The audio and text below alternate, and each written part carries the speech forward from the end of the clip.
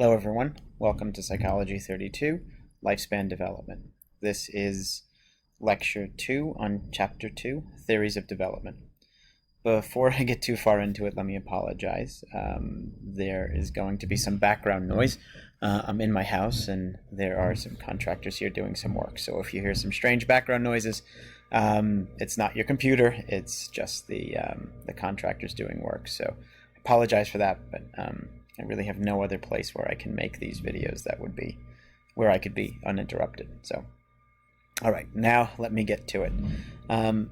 When we talk about theories of development, this is really going to become the backbone of the course and the backbone of the semester.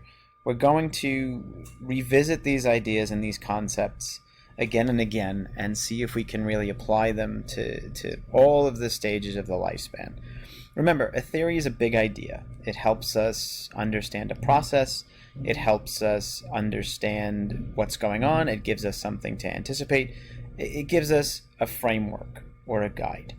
One thing to remember with all theories is that all theories are incomplete. There's no one theory that's going to explain everything. There's no one perfect theory. And theories continue to change and they continue to evolve with new information. And that's a good thing. The reason why is because as the theory evolves, it means that it's more accurate. It also means that as a science, we're finding out more things. So, and going back, one of the goals of science is to gather new and accurate information. And if the theory's changing, it means we're gathering new and hopefully accurate information. So we're going to start talking about theories. There are 5 overall. What we call three grand theories and 2 emergent theories. The grand theories are older. They're more exhaustive, meaning that they cover a lot more area.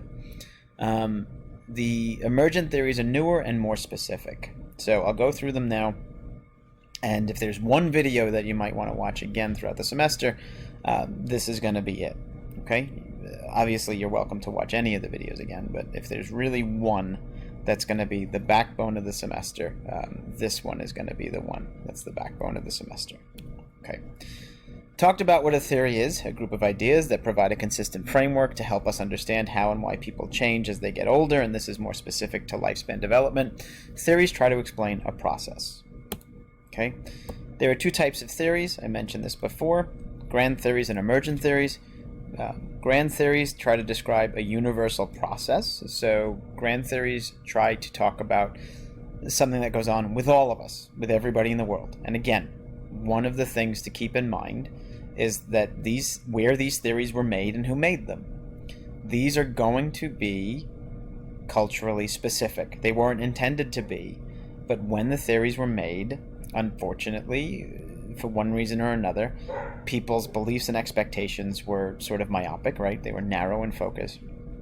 And although they intended these to apply to everybody, they won't. They never do. No theory ever does.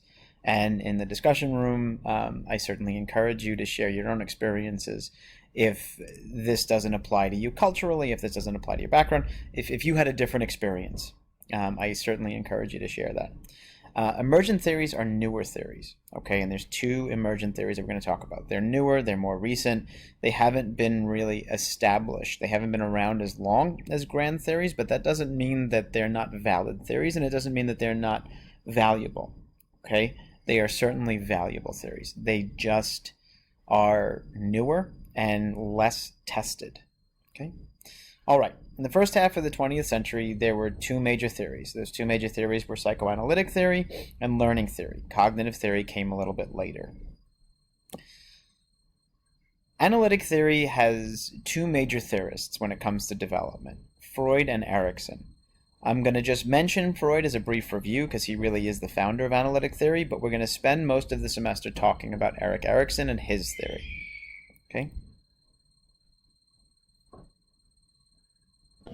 Okay, forgive me if I'm repeating myself. I had to pause the recording for a second. So what I was saying was Freud was the pioneer of analytic theory. and he really is the founder. So we're going to mention him in the beginning, but when we talk about analytic theory, we're really going to talk about Erikson a lot more. His theory is a little bit more contemporary. His theory does apply to more stages of the lifespan, a little bit more specifically. It's broken down differently, which you'll see, and his theory is more contemporary. So just mention Freud as a quick review, and then we're going to move on to Erikson. So Freud was an Austrian physician. He was a medical doctor that believed in what he called the talking cure. He believed that patients with certain conditions could do much better talking things out than being treated medically. He believed that thoughts and behaviors were a result of our inner drives and motivations. He talked about our unconscious, if you remember back to Intro to Psychology. He talked about development in a stage theory. He said that there were 5 stages of development, and he identified them as oral, anal, phallic, latency, and genital. And he said the way that you negotiate these stages affects you for the rest of your life. What happens to you in the oral stage will stay with you for the rest of your life. What happens in the anal stage will stay with you for the rest of your life, etc. And again, I'm not going to go into this in too much detail because it's not that important for the rest of the course. Next, he talked about the parent-child relationship being the framework for all intimate relationships throughout the rest of your life. And he talked about the unconscious's influences on behavior. The takeaways, at least in developmental psychology, that are important that Freud gave us, the 2 things to take away from Freud, were, number 1, things that happen to us early on affect us for the rest of our lives. That's very, very important. And Erikson's theory really does build off of that. So Erikson did take that from Freud, where Erikson also believes that the things that happen to us early in life continue to affect us for the rest of our life. The other thing that was very important when it came to Freud and Erikson sort of similarities was that, according to Freud, the interactions between the individual and their mother were very, very important when it came to how they developed for the rest of their life, how the individual developed, for the rest of his or her life. And that's very important. Erikson also understood this, where he talks about, how the child interacts with their primary caregiver or their environment or both. So as we get into Erikson, know that, at least 2 of his principles came from Freudian theory. It didn't just come from Erikson himself. Okay? So I'm going to move on to Erikson. And his theory is considered analytic, but it does have a social component to it. We'll talk about that more a little bit later. Okay. Erikson was a follower of Freud. He was around at some of the, his life overlapped Freud's a little bit, but he lived later than Freud did in the world. Freud's theory was very heavy on sex and aggression. If you remember back to Intro to Psychology, Erikson's theory emphasized family and culture. And we know how much family and culture influence somebody's development. Erikson really spoke to that, and he's the one who kind of made the world aware of that. And basically what Erikson said was the individual went through a series of stages. Freud had 5 stages. Erikson's theory, which we'll see in a second, had 8 stages.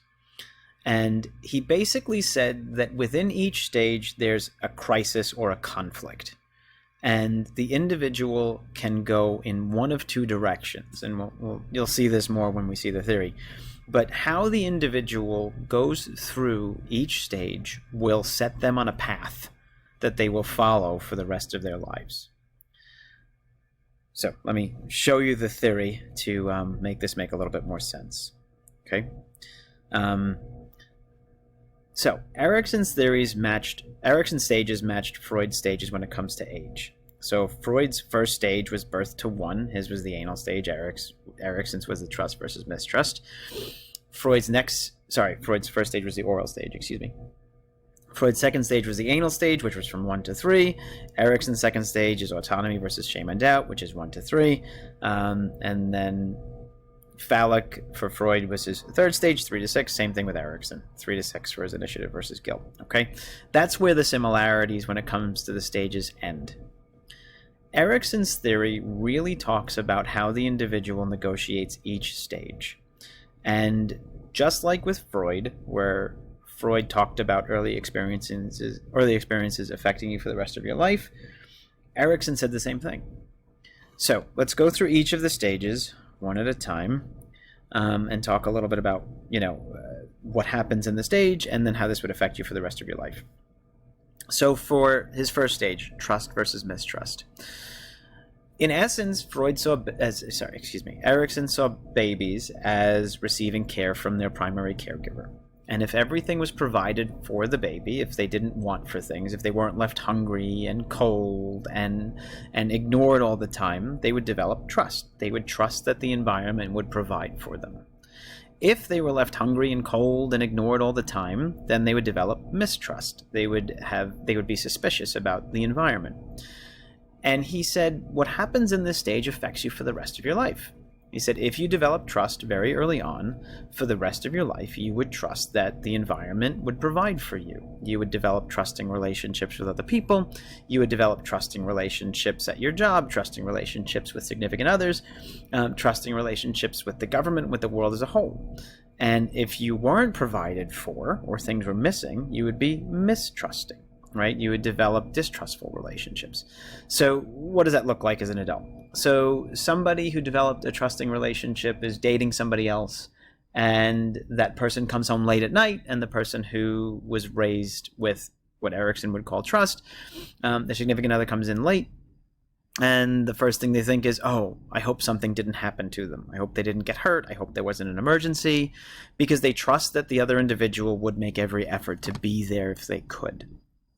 Now, same scenario, somebody has a significant other, the significant other comes home very late, and if they were raised in a mistrustful way, the first thought is, oh, they're cheating on me. Oh, they're doing something wrong.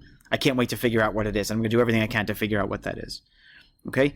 So what happened from birth to 1 year, according to Erikson at least, can have lasting effects for the rest of your life. Okay? And this is just one example. Now, next stage. Okay, autonomy versus shame and doubt. At this stage, children are beginning to walk on their own. They're beginning to talk a little bit. They're exploring the world. They're learning to potty train. And what Erikson talked a lot about in this stage was the individual's interaction with their parent, the individual's level of what he said was autonomy. He basically said that individuals in this stage need to be given a certain amount of freedom. Children need to be allowed to explore. Children need to be able to try new things. Okay? And in this stage, if they're not allowed to try new things, they tend to doubt their own abilities. They experience what he called shame and doubt. If they are allowed to try new things and explore and learn on their own and learn to crawl and touch new things and taste new things, they would develop what he called autonomy. And again, the theory is that even though this happens between the ages of 1 and 3, the level of autonomy that they experience should translate to levels of autonomy for the rest of their lives. So somebody who was always encouraged to try something new, somebody who was always encouraged to do their own thing, they might become an entrepreneur. They might decide that they have the ability to start their own businesses when they're later in life. And they would have no awareness of what happened early on. They wouldn't say, well, my mom let me crawl and touch everything I wanted to, as long as it's safe, obviously. But mom let me crawl and touch everything I wanted to, and that's why I'm becoming an entrepreneur. They wouldn't know. It would just be internalized. It would become part of their character, part of their underlying thought process that they weren't even aware of.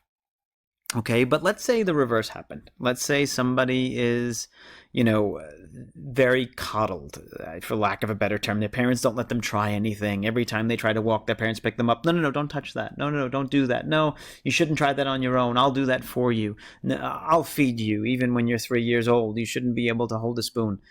They would start to doubt their own abilities, and they would develop what Erikson said was shame and doubt. And that individual would be afraid to try things. So this might be somebody who feels like they have to work for a company and they can't, branch out on their own. And they would be okay, not moving up in the corporate ladder because they'd be afraid that they couldn't handle more responsibility in a more complicated position. So when we talk about autonomy versus shame and doubt, again, Erikson is going to argue that the experiences that you have very young can affect you for the rest of your life. Okay. Next, initiative versus guilt. Very, very similar to autonomy versus shame and doubt. And this is about the parent allowing the child to explore, allowing the child to try new things, giving the child some level of independence. And again, it will have lasting effects for the rest of the child's life. And if they don't allow them, the child will feel guilty about their own abilities, doubt themselves, and won't try new things. It's very, very similar to industry versus inferiority. Autonomy, initiative versus guilt, and industry versus inferiority are very, very similar. Okay? Now, adolescence. This is where Erikson really started to branch off, and his theory sort of took its own roots. Okay? In adolescence, he argued that the individual is beginning to discover who he or she is. Okay? And within this stage, they were developing either their own unique identity or developing what he called role confusion. And role confusion is basically when you really don't have a clear identity, you don't know who you are with relation to other people. So people who develop identity, they know who they are, they know what they like, they know what they don't like. They might say something like, oh, I'm really not much of an academic. I prefer to work. And I'm more of a person who prefers to be out in the field. I'm more of a person who prefers to hold down, a job. I wouldn't do well in school. That's not a good fit for me. Okay? Versus somebody with role confusion. Somebody with role confusion might sit there and say, oh, you know what? I don't know what to do. Let me try going to school. And then they go to school for a while and they're like, yeah, school's great. And then they go to the working world. Oh, you know what? I really am somebody who's better in the working world. I don't do well as an academic. And then ultimately they're unemployed and then like, oh, you know what? I failed at both school and I failed in the working world and I don't know what to do now. And then they ultimately go back to work and yes, I'm perfect at work and I do well there. These are people who just don't know themselves well enough to truly understand where they belong in society, where they belong in life. And we can see this sometimes. You can see this, people who jump from career to career, job to job, maybe not be able to stay in a relationship for a long period of time, and they're always dating somebody very different. Erikson would argue that they're experiencing what we call role confusion, where they haven't clearly defined their role, they haven't clearly defined who they are yet. Okay? Next. Young adults, intimacy versus isolation. Again, this is a very Western viewpoint, and think about it in the times that this was developed, right? This was developed in the 60s and the 70s. So in young adulthood, so we're talking now after adolescence, so 19, 20, 21, 22, 23, etc., probably all the way up to the late 20s, early to mid 30s. At this point, he talked about intimacy versus isolation. He said at this point, young adults make a choice. Do they want to be in a relationship and stay in that relationship, or do they choose to isolate? Do they choose to avoid relationships for the rest of their life? Long-term relationships, and that's really sort of what Erikson was referring to. And again, it's two different paths. But the societal or cultural expectation at that age, at least in the Western world, was that at that 20 to 30 age, you find a mate for both males and females. That's what you do. You have children, etc., and we'll talk about that in the next stage. But this is what you do. Nowadays, that's not necessarily that accurate. A lot of people say, I don't necessarily want to settle down. I don't want to get married. I don't necessarily want to have kids, and that's perfectly okay. But in Erikson's time, and according to Erikson's theory, that would be an example of isolation. Okay? Generativity versus stagnation. So now you're talking usually about middle-aged, so anywhere between, late 30s all the way to mid to higher 60s, give or take. Probably a little bit less. Middle age is difficult to define age-wise. But what he talked about now is generativity versus stagnation, meaning are you contributing to the next generation or not? And his main way of contributing in his mind was having children or having a job that's meaningful in some way or both. And again, this is Erikson's belief. And, he said if you stagnate, ultimately in the next stage, you'll face some level of regret, which I'll get to in a second, or you will experience generativity, where you feel like you've contributed to the world as a whole.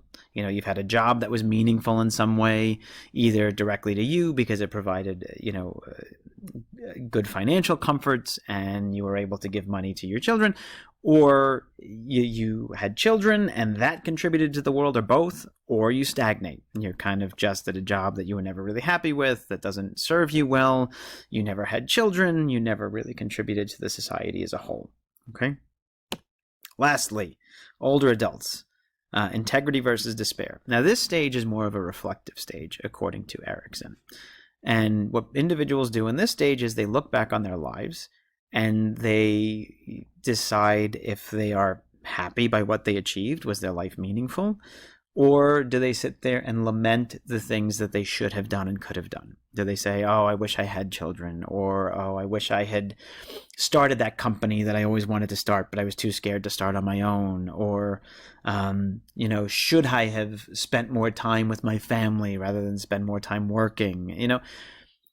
That's really what this stage is about. It's about reflection, self-reflection, and introspection. Did I do what I should have done? Am I happy with what I accomplished or not? Okay. That's basically, ultimately, Erikson's theory in a nutshell. Okay. Now we're going to switch. We're going to talk we're going to talk about a different theory altogether. Okay. So we're going to switch gears to another theory entirely, and a different type of theory, totally opposite. One of the complaints about Freud's theory and Erikson's theory is that there's no way to validate the theory. We don't know if it's actually true. I use the example of somebody having a certain level of autonomy and initiative as being able to start a company, right? So ultimately, Erikson's going to argue people who might be afraid to take on challenges later on are experiencing shame and doubt. They're experiencing guilt. Well, that's all well and good, and it's possible. But how do we know for sure? Maybe something else happened. Maybe they're not experiencing shame and doubt and guilt. Maybe the person is not starting their new company because they don't have the money. Maybe the person is not starting a new company because they've decided that, spending time with their family is more important. And is it shameful or doubtful? I don't know. It's hard to say. And one of the things that we talked about in the first chapter was objectivity, and we talked about psychology as a science. And one of the things that's very important when it comes to objectivity is verifiability, meaning being able to verify it, meaning able to support it with observation, support it with measurement and repeated measurement. And ultimately, it's very, very difficult to argue objectively that what analytic theory is saying is accurate. It's not to say that it's inaccurate. Maybe science is just limited with its ability to measure these things nowadays, and maybe in the future we'll get better. But if psychology is going to be a science, it needs to focus on objective, observable behaviors. Okay? At least in part. Maybe not in all, but in part. And so in response to these criticisms, Skinner and Watson came out with behavioral theory. And this is sort of a recap from intro. But behavioral theory basically said that the only thing that counts and the only thing that's important are observable, quantifiable being measurable, accountable behaviors. Okay? And the basic premises or tenets of learning theory are consequences, which if you think back to intro to psych is operant conditioning, association, which is Pavlovian or classical conditioning, and modeling, which is observational, sort of pioneered by Alfred Bandura, which is observational theory, learning by watching. Okay, just a quick recap. I'm not going to spend a lot of time on this again because this is from intro. Operant conditioning. Operant conditioning talked about positive reinforcement, negative reinforcement, punishments, etc. And so basically what operant conditioning says is the consequences of our behavior make a preceding behavior more or less likely. So we use operant conditioning principles all the time. Our child acts out, so we put him in a timeout. Timeout's a punishment. The thought is that if we pair or give a consequence to a behavior, a consequence that's unpleasant, the behavior is less likely. So if my child acts out, I do something unpleasant, give them a timeout, ultimately they won't act out as much. If my child does something good, they do their homework on time, they get a good grade, I give them a cookie. So I give them something favorable. And the hope is that they will do their homework well again the next time that they have homework, right? Operant conditioning, consequences. We learn based on the consequences of our behavior. Okay? Then there's associative learning, Pavlovian or classical conditioning. Okay, you think back to Pavlov's dog or Pavlov's experiment where, you pair two things together. In his particular experiment, he paired meat powder and a bell together to see if he could make the dog salivate after hearing the bell, Sorry. So he wanted to see if he could make the dog salivate. So, we do this all the time. Why do you guys want an A in the class? Why? Think about it for a second. If you think, most of you will be thinking, I want an A because an A is a good grade. I want an A because an A means I will graduate, or I will get a job, or I will get paid more, or something like that, right? An A actually makes me physically feel good. I'm happy when I see an A. But if you think about it in the abstract, an A is nothing. It's a shape. It's a sound. It doesn't mean anything. But as a child, we have attached a meaning to an A. Everybody said, you get an A, they smiled at you, they said, good job, they gave you stickers, and you paired this sound, this weird triangle shape with two legs coming out of it, with all of these things that you thought were positive. You paired this A with happiness. You paired this A with, a hug or a smile or a handshake. You paired this A with a sticker you really liked. And once you paired this A, this weird shape that means nothing, with all of these things that you enjoy, all of these things that you like, all of a sudden the A itself takes on meaning. And now all I have to do is give you an A. I don't have to give you a cookie. I don't have to give you money. I don't have to do anything else. If I give you the A, you'll be happy. Just from the A itself. Not even from what the A means. Because we've paired this together with those other things, which has now made the A valuable in some way. This is associative learning. I've associated the A with these other things. So now all I have to do is show you an A and you get happy. All I have to do is say you're going to get an A and you get happy. Because I've spent so much time pairing it or associating it or classically conditioning this A to other things, where now the A itself has meaning. Okay? And so in essence, a lot of how we live our lives is through classical conditioning. If I give you $1, does that make you feel good? Why? $1 means nothing. $1 is useless. It means nothing. But the economy basically has argued that the dollar has value because the dollar is supposed to correspond to a certain amount of gold in Fort Knox. And so this dollar represents a certain amount of value that you have, and you can use this value and trade this value for something else. The truth is, $1 is a piece of paper. And there have been times in this country's past and in many other countries' past where that piece of paper that they use that's money has become meaningless. Because people have realized, I can print as many of these things as I want and they don't count for anything. You can't eat money. Okay? And so in essence, society, at least American society, lives on this Pavlovian or classically conditioned behavior set, or these principles. Okay? All right. Modeling, the last one, observational learning. And Bandura did a tremendous study. He did the Bobo doll study, which I'll talk about at some point later on. But basically, observational learning says that you learn by watching somebody else.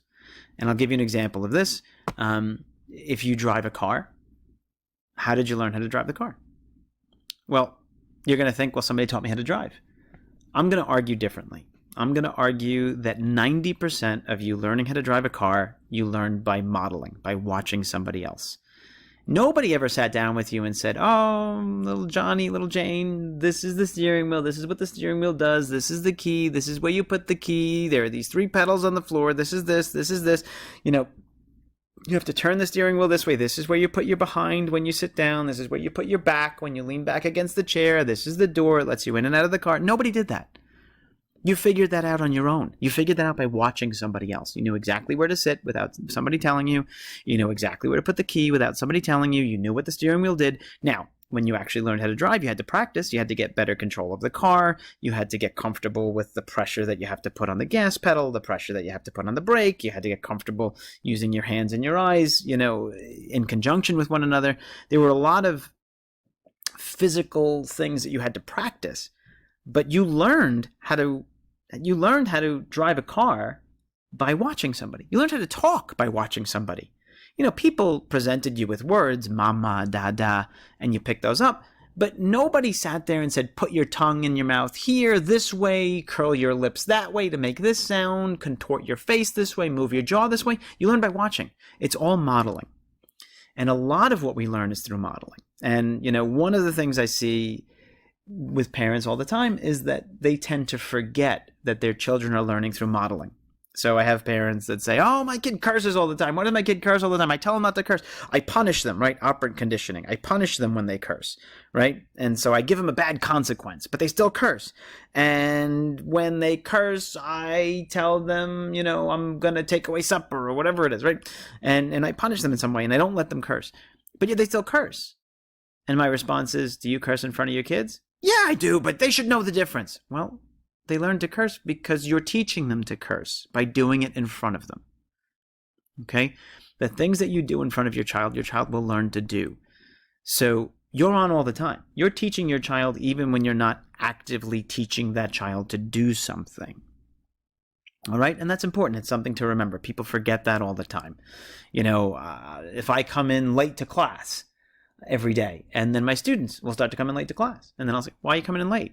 I told you not to be late. I told you I was going to punish you. The students might not say anything, but what they're thinking is, well, this guy comes in late every day.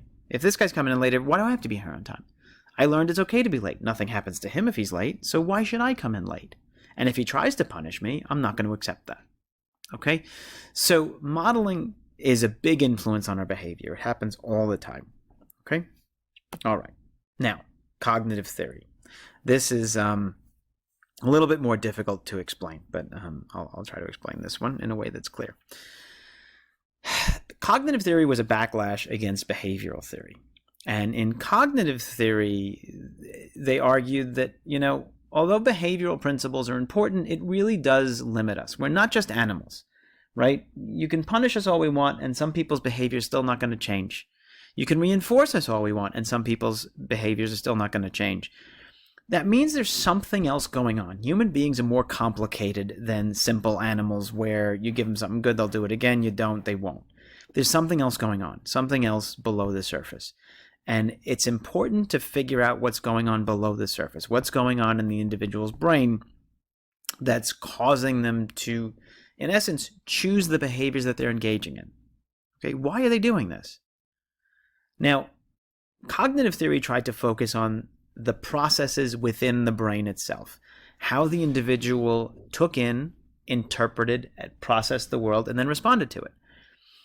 And if you think about it, according to cognitive theory, all of our behaviors are a function of how we take in and process the world.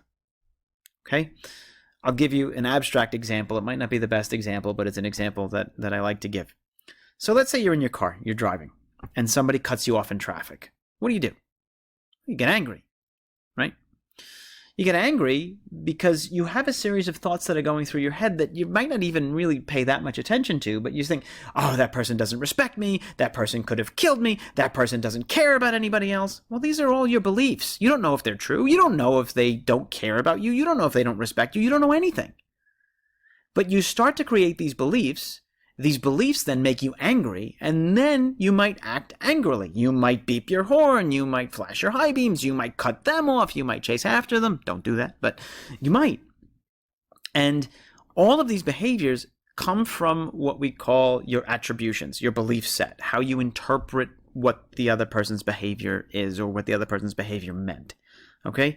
And cognitive theory looks at those interpretations. It looks at how you process information. We'll talk at some point about cognitive distortions and schema. That's a little bit, let me just check the next slide. Sorry. It's a little bit beyond this class, but we'll talk about that at some point. One of the main premises of cognitive theory is something that he called cognitive equilibrium, which basically means balance. So we're constantly getting information from the outside world. And how we interpret or process that information affects how we function. And as we take in information, that information is supposed to make sense to us, or at least our brain tries to make that information make sense. So if I drop something heavy, it's going to fall, right? That makes sense. I understand gravity. I understand that things fall, and I understand that if I drop something heavy, it's going to fall. Fine. Perfect. Cognitive equilibrium. No problem. Now, we constantly go about our day looking for balance, looking for that cognitive equilibrium. And the way, every once in a while, we're faced with information that doesn't match what we know. We see something that doesn't make sense. And our brain struggles to comprehend this. Our brain struggles to figure this out, to make it make sense. And you have two choices once the world doesn't make sense. Choice number one is, do I assimilate? And choice number two is, do I accommodate? Assimilation is when you change the information that you see to match what you already know. Meaning that if you see the ball and the feather fall at the same time, you say, I know that the ball's heavier, it should fall faster. So what I'm going to do is I'm going to say, that's a trick. Doesn't make sense. That's a trick. It's fake. Somebody's tricking the camera. Somebody's playing a joke, whatever. It's a trick. And you're not going to change your belief set. You are going to assimilate. You're going to change the information that you see, that this is falling at the same time, into what you already know to match. Accommodation, on the other hand, is when you change what you know to match what you see, to match what you experience. So you're going to change your thinking process to accommodate this new information. So hold on a second. Something that's heavier doesn't necessarily fall faster than something that's lighter. It depends on air resistance. So think about it. And I'll give you another example of this. Anybody ever see those paraglider wings, those big aluminum wings that are like 50 feet across that people put on their backs and jump off of cliffs with? Well, what's going to fall faster? A paraglider set of wings or a tennis ball? Well, the tennis ball is going to fall faster. Why? Because the paraglider set of wings is going to catch air and it's going to slowly cascade down. Even though the paraglider set of wings probably weighs, 150 pounds and this tennis ball weighs 3 or 4 ounces. Okay?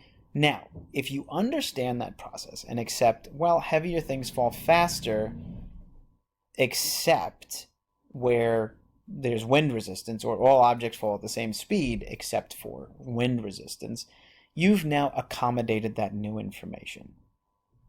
Okay? I hope that makes sense. If not, shoot me an email. Maybe I'll try to explain it a little bit better. But understand that process. Okay? Accommodation. Your brain changes to match the new information, or your thinking process changes to match the new information. Okay? Now, Piaget's theory also had a stage set, just like Erikson and just like Freud. And he basically said that we go through 4 different distinct cognitive stages. First was sensory motor, then pre-operational, then concrete operational, then formal operational. I'm not going to go through this too much because you can read about it in the book. It does a better job explaining it. But basically, in the first stage, sensory motor, the individual takes in information through his or her senses, and this is how they learn to understand the world, and they develop object permanence, meaning that they develop the understanding that objects exist even when they don't see them. This happens later. Little kids like peekaboo because they don't have object permanence. So if you hide behind a wall or behind your hands, and then you pop your face out, all of a sudden the child gets excited and happy because where did they come from? Holy cow, I didn't know they were still there. When you hide your face, you really disappeared. You left. You didn't exist anymore. Until object permanence kicks in, and then kids don't like peekaboo anymore. Okay? But you use your senses to take in and process the world, and it's a very basic understanding of the world. Pre-operational is when children start to think magically and poetically, and they are sort of very egocentric, meaning they think about the world through their own perspective. Okay? Everything exists only as it affects them. So if you take somebody who's very egocentric, let's say somebody who's 5 years old, and you say, mommy and daddy are going to get a divorce. We're not going to live together anymore. We're going to live in separate places. What's the first thing the egocentric 5-year-old thinks? Who's going to tuck me in at night?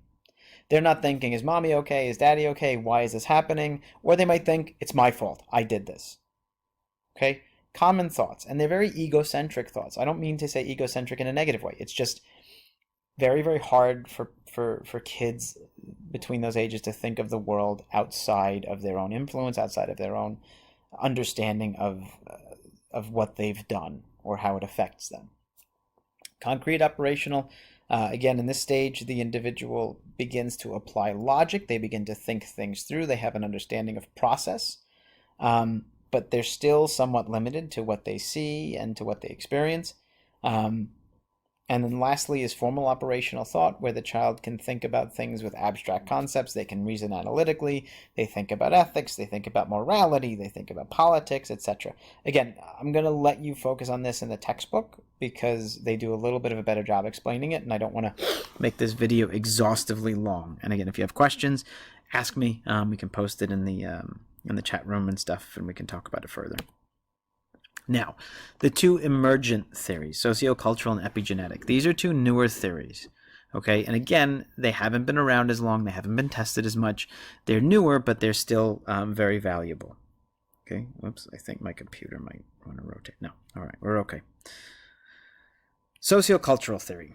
This was pioneered by a gentleman named Lev Vygotsky. He's a psychologist from the former Soviet Union. And basically, he talked about culture. He talked about the dynamic interaction. And we talked about dynamic systems theory in chapter 1. He talked about the dynamic interaction between each person and his or her culture and environment. Okay? And he basically said that each person is schooled or taught by a member of his or her community that knows more than that individual. Okay? He called them a teacher and the learner, or the teacher and the student. It doesn't have to be a professional teacher, right? This could be an older brother, older sister, a cousin, an aunt, a mother, father, whatever. But somebody who knows more about this particular thing than the novice. Okay? And they would teach the novice. People learn through a process of guided participation, where individuals are taught by somebody who knows more. And guided participation meaning that they show you and they encourage you. It doesn't mean that they do it for you. It doesn't mean they say, oh, this is how you tie your shoes. I'm going to show you. Okay, good. You're on your own. Tie them. Right? You need to learn how to tie your shoes through support. So they'll teach you what you're capable of learning at that moment. You learn it, and then they'll move on to the next step, teach you the next step. And it might take a couple of days, a couple of weeks, but they'll teach you sort of step by step. They will guide you through the process. They'll offer corrections. They'll offer support, and you will learn through what they call guided participation. Okay? It focuses on learning of both the person and the culture. Okay, so the two things learn in tandem.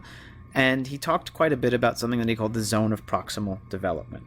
Okay, now zone of proximal development is a little bit difficult to explain, so let me see if I can explain this without using visual aids. The zone of proximal development, according to Vygotsky, is the area of knowledge that's just beyond what you currently know. So think about education, because education works on this principle. When you start getting educated, and we're teaching you math, first we teach you numbers. After numbers, we teach you addition, and then subtraction, and then multiplication, and then division, right? And then we move on to fractions, and we move on to, algebra, let's say. After algebra, it's geometry. After geometry, trigonometry, okay? Why do we teach you that way? Why don't we just start with trigonometry and say, here, learn this stuff. SOHCAHTOA, sine, opposite, cosine, right? Why don't we do that? The answer is because it's too far beyond I don't even know what numbers are yet, let alone trigonometry and SOHCAHTOA and all this. I have no idea what that is. Okay? And it's too far beyond what we already know. So what we do is I teach you a certain level of information. And let's say, you're in middle school now. I teach you algebra. I teach you shape. I teach you, letter symbols for certain things. I teach you how to move things around, how to fill in blanks, how to understand things when there's pieces of information missing, etc. And only after you've really grasped algebra can I then move on to the next level of difficulty. And I move on because I move on into an area of information that's just outside what you know. You know algebra, the area outside that is trig, so I teach you trig. I don't jump all the way to advanced calculus. That's too far beyond what you know. So with algebra, the proximal zone, the area of information just beyond what you know, is going to be trigonometry. So I'll teach you in that proximal zone. I'll teach you trig. After trig, the area just outside what you know, that proximal zone of development, the area next to what you know, is going to be, after trigonometry is what, precalculus? So I'll teach you precalculus, okay? And that proximal zone keeps moving and growing and changing the more that you know. So I build off of what you already know. The interesting thing about Vygotsky's learning theory is that anybody can learn anything. Vygotsky's sociocultural theory, anybody can learn anything. There's no limit to what people can learn according to Vygotsky, because all we have to do is figure out what your proximal zone is and teach you that. Everybody's proximal zone is going to be slightly different. Some people's going to be broader, some people's going to be more narrow. So as long as I find that proximal zone, as long as I figure it out, I teach you within that proximal zone, and you'll learn. And the thought process is, maybe some people don't learn because we're not teaching them in their proximal zone. Maybe I'm teaching them too fast. Maybe I'm teaching them too far beyond what they already know. But as long as I teach you within that proximal zone using guided participation, you'll be okay. You'll learn it. Okay? Hopefully that makes sense. Okay? Next, epigenetic theory, the final one we'll talk about in this chapter. Okay? Epigenetic theory is the only theory really among these five that talks about genetics' influence on development, right? So we're talking about how genetics plays a role in development. So basically, the thought is that development is influenced by our genes but not determined by them. Let's say theoretically, one of your parents is 6'4" and the other parent is 6'2". Well, how tall are you going to be? You'll probably be on the tall side, assuming that you have the right nourishment, assuming you're given enough time to grow, and assuming nothing else goes wrong. You'll probably be on the taller side. Well, same scenario. What if one of your parents is 5'4" and the other one's 5'2"? How tall are you going to be? Well, you're probably going to be on the smaller side. Again, assuming that all influences on development are equal. Okay? And so basically it says that our genes set us on a path, and all else being equal, we'll sort of meander fairly closely to this path. But there are always variations. That person, the first example with the 6'4", 6'2" parent, look, if they're severely malnourished, if they're severely deprived all their life, they will theoretically be shorter. They won't reach their potential for height. Okay? Or the other way. What if there's a big range? What if one parent is 6'2" and the other parent's 5'2"? Where will that child end up? Well, if the child is very well nourished all their lives, they could be 6'2" or even taller. If they're just sort of normally nourished, they might be 5'7", 5'6". If they're malnourished, they might be closer to 5'2". Not saying all people who are 5'2" are malnourished. That's not the case at all.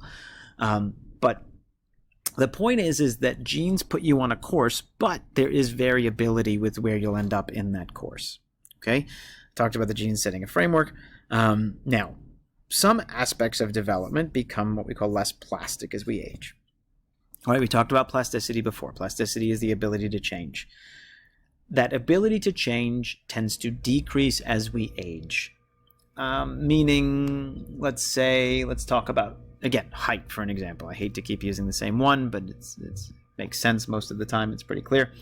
If I theoretically, deprive you of food all of your life, and ultimately you get to be the age of 27, and I start to feed you very well, if I deprive you of food all your life, you're probably going to be on the shorter side. Again, not saying all people who are shorter have been deprived. There's a number of factors that go into this. But if I deprive you all your life, you're probably going to be on the shorter side.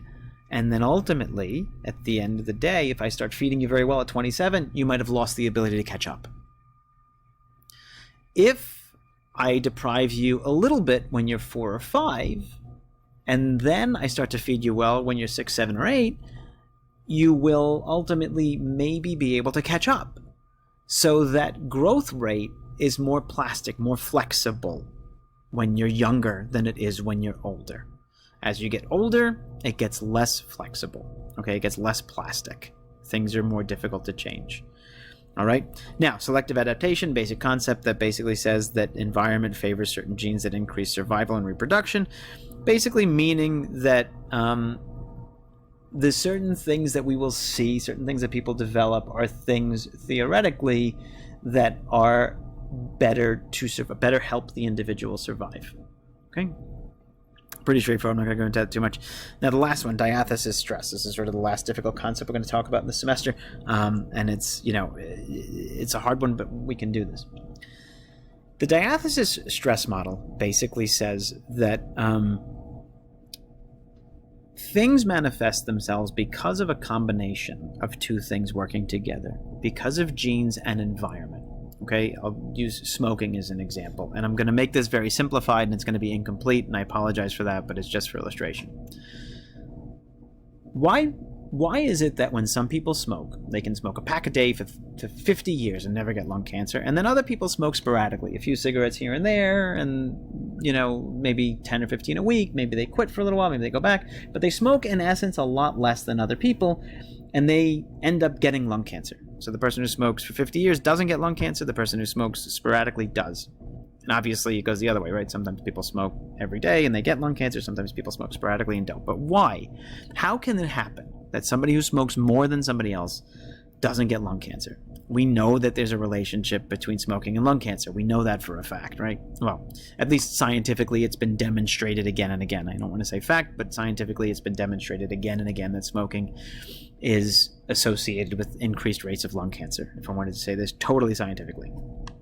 So, how is it that somebody who smokes more might not get it? Well, genetically, some people are more prone to lung cancer than others. Okay? And so the thought is, in diathesis stress, there are two things that you need in order to develop a disease like cancer. You need both the genes, diathesis, the genetic predisposition, and the stress. The environmental stress is just a general term for environmental circumstances or environmental consequences. So in this case, the stress would be smoking. Diathesis stress could be for height. The genetics to be tall, or the genetics to be not as tall, and then the environmental stress could be food, right? The quality and quantity of food that we experience, or nutrition or nutrients. Okay? So in this case, think about diathesis stress in terms of, lung cancer. So if you have the genes, you have the diathesis, and if you have the stress, smoking, you'll develop lung cancer.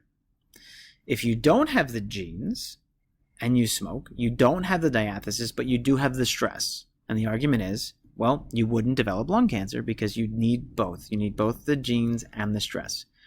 Now, you might have the genes, but not the stress. So you have the diathesis, but not the stress. So you have the genes for lung cancer, but you don't smoke. So you don't develop lung cancer. And the last scenario is you don't have the genes and you don't smoke. You don't have the diathesis and you don't have the environmental stress. So you have neither, and then you won't develop lung cancer. So in essence, the only way that you develop it, according to diathesis-stress theory, is if you have both the genetics and the environmental circumstances, or the stress. Okay, and this explains a lot when we talk about biological theory. So, you can sit there and say, how does this relate to development? Well, if we're trying to explain a process, how do we explain why, again, going back to height for a second, or going back to weight, how do we explain why, two parents who might be moderate to morbidly obese have a child who's very, very thin? How does that happen? Well, they might have had the genetics for obesity, but they didn't necessarily have the environmental stressors. Maybe the diet was very, very different. Maybe the exposure was very different. Maybe there was a lot more exercise. I don't know. So many things contribute to weight, but who knows what it is. But the thought is that even if you have the genetics, it doesn't guarantee anything. Okay? And the other part of it is, even if the environment is there for certain things, I could take two parents who were extremely thin, and have a child who's extremely thin, and then feed this child all the time, feed this child like crazy, and they might still not put on weight. Well, they had the environmental stress, they had the stimulus, they had the food, but the genetics said, you're not going to put on weight, you're not going to hold a lot of calories in your system. And so you need both the diathesis, the genetic predisposition, and the stress, the environmental circumstances, to lead to some type of genetic, to lead to some type of phenotypical, to lead to some type of outcome. Okay? I hope that makes sense. All right, so rounding it out, 5 different theories, right? 3 grand theories: analytic, behavioral, cognitive; 2 emergent theories: sociocultural and epigenetic. And ultimately, the thought process is that all of these theories work. They work in tandem. They work in conjunction with one another. Now, one other thing I want to say before I sort of finish this lecture out, something I didn't say earlier, but that's very, very important, is there's a big difference in, and we're going to talk a lot about cognitive theory, and we're going to talk a lot about sociocultural theory, but if there's one difference between cognitive theory and sociocultural theory, it's that according to cognitive theory, development precedes learning, or I'll say that differently. Learning is a function of development according to cognitive theory, and I'll explain this.